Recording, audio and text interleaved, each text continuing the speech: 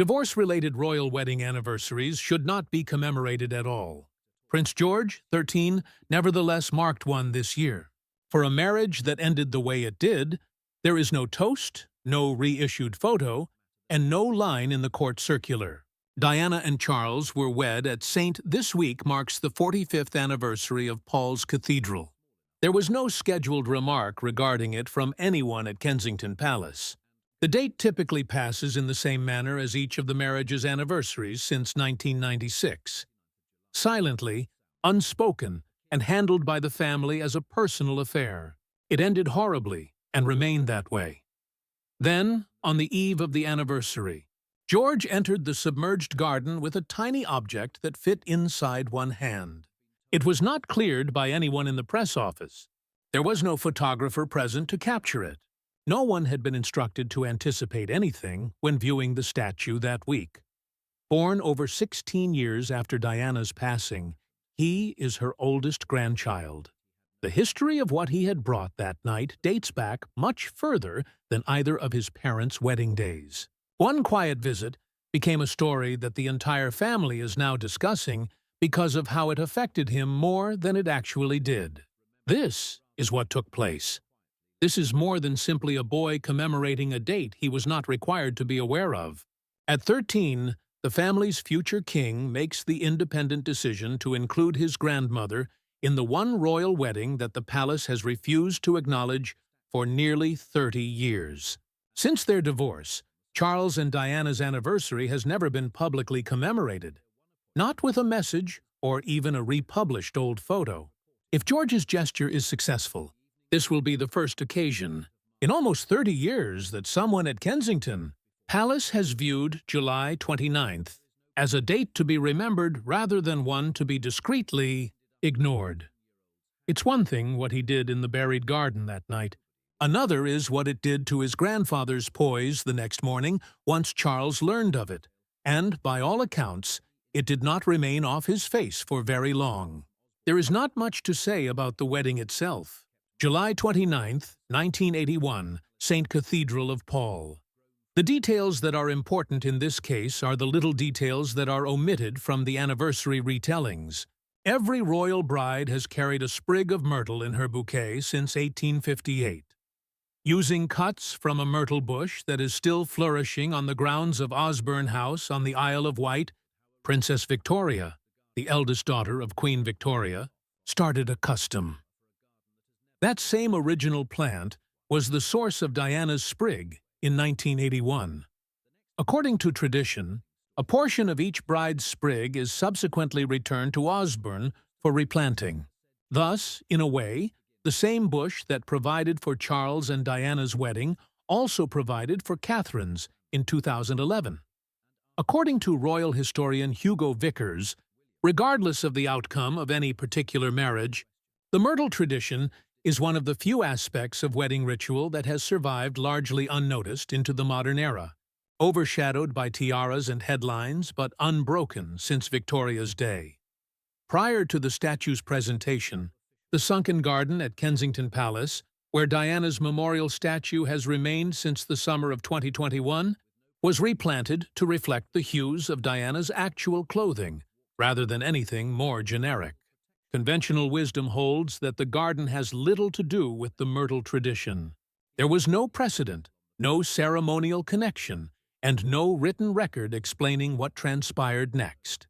A 13-year-old is said to have filled the gap by himself. Years of a marriage that ended before he was even born would have come to an end on the evening before his grandparents. How a sprig of bridal myrtle found up in the hands of a 13-year-old 3 days prior to an anniversary that no one was meant to commemorate has not been publicly confirmed. However, Hello magazine, which broke the story first, claims that Osborne House had nothing to do with it. It originated from a cutting that was kept much closer inside the walled garden of Kensington Palace. It was grown from stock that was descended from the original plant, and was typically saved for family weddings, rather than memorials.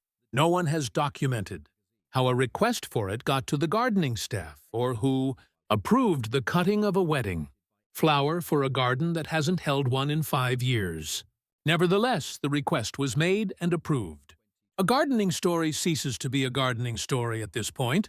George's fascination did not start with the anniversary, according to a person close to the family. A few weeks prior, he asked his father what his grandmother had been clutching after finding a picture of her on her wedding day. According to the same source, William did not only respond to the query. It is believed that he set it up himself, without the need for a press office, private secretary, or equity, so that his son may have his own career.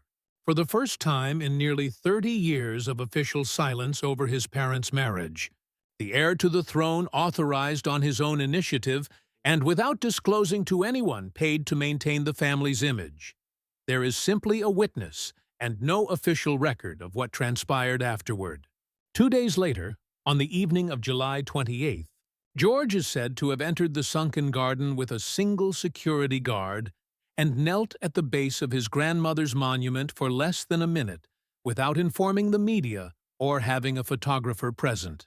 The myrtle was not left on the plinth, where flowers are typically placed for pictures. Instead, it is reported that he crushed it into the ground at the feet of the statue, so low that a visitor the next morning would have to know just where to look to locate it. Then he got up, said nothing that anyone could record, and walked away. One person did know where to search, and the information reached Hello magazine in a matter of days, using a method that no one at the palace has disclosed. No one who could have heard what George said while he was kneeling has repeated what he said, if he said anything at all. His grandfather's fate did not remain a secret for very long when the information reached him. The following morning, before his formal engagement started, Charles was informed. He said nothing when he heard it, according to a person who talked to the Daily Mail. For the remainder of the day, he remained silent on the matter beyond asking one query regarding the precise location of the myrtle at the base of the statue. Instead, on the morning of July 29th, he cleared an appointment that had been on his calendar for weeks and went to the sunken garden by himself. With the exception of one protection officer, that seems insignificant. Before breakfast, a king spends a few minutes near a statue. It wasn't. Since the 2021 unveiling of his former wife's memorial, Charles has never been pictured there. Not once every 5 years, not on her birthday, nor on an anniversary. Camilla wasn't present. There was no statement released. Since none had been instructed to attend, no court photographer had been briefed. Staff members who were tending the same garden that had provided the myrtle 3 days prior provided the only documentation of the visit at all.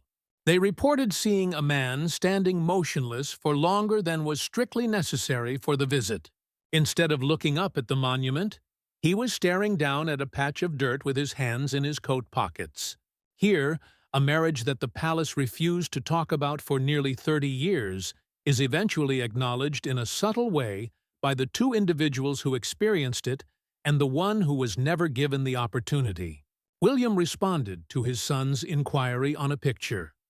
Charles seems to have gone the next morning to say something no one recorded to a woman he married 45 years earlier, divorced 15 years later, and lost around a year after that. George transformed that response into a gesture at a monument. Everything doesn't appear coordinated at all, and that's exactly what keeps everything together. Instead of an order, George's request began with a picture. Williams's assistance began with a father responding to a query, rather than a strategy created by someone hired to manage the family's reputation. Charles arrived a whole day after the incident, when he was already aware of what had transpired in his absence, and there was nothing